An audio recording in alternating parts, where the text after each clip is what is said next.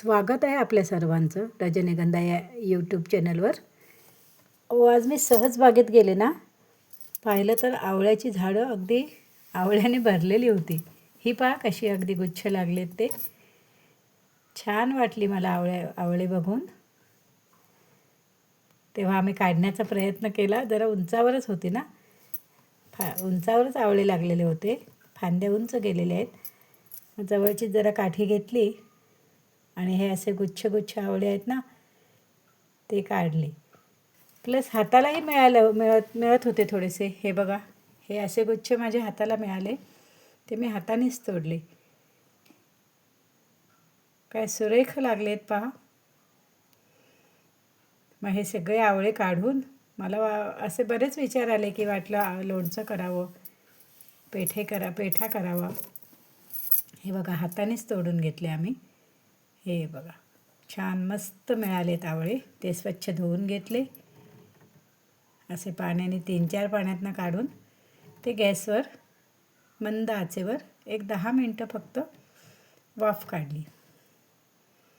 त्यानंतर हे बघा, लोणच्याचं सर्व साहित्य मी घेतलेलं आहे. मोहरी आहे बारीक केलेली, मीठ आहे आणि हे आवळे शिजत ठेवलेले पाणी आहे ना, त्या पाण्याचा मी इथे वापर केलेला आहे. हे बघा, ही मोहरीची डाळ आहे. ही डाळ घातली. हे सगळं तिखट, मीठ, हिंग, हळद हे सर्व साहित्य एकत्र केलं आणि आवळ्या शिजवलेलं पाणी आहे ते घालून हे आवळे मी सगळे शिजलेले होते ना, त्याच्या बिया काढून घेतल्या आणि अशा त्याच्या फोडी केल्या. ह्या बघा, ह्याला तिखट, मीठ, हिंग, हळद हे मेन असतं. मीठ आणि हा मी थोडंसं विनेगर वापरला इथे, म्हणजे आवळ्याचं लोणचं चांगलं टिकतं, 6 महिनेसुद्धा टिकतं. हे बघा, विनेगरचा थोडासा वापर केला. ही फोडणी मी आधी करून घेतली होती, ती गाढ झालेली आहे. ती मी आता ह्याच्यावर घालते. ह्याला मस्त कलर आलेला आहे.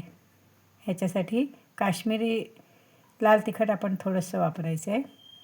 हे बघा, कसं मस्त कलर आला आणि हे आवळे शिजवलेलंच पाणी मी इथे वापरलं आहे, त्यामुळे रसरशीत झालेलं आहे. बघा, मस्त बरणीत भरून ठेवलं मी. आता आपण कधीही याचा आस्वाद घेऊ शकतो. हा बघा, मोहरीची डाळ पण चांगली वाटते, मेथी, मोहरी, हिंग, हळद आणि माझी बरणी भरून तयार. धन्यवाद यूट्यूब चॅनलवर आपल्या सर्वांनी पाहिल्याबद्दल. थँक्यू.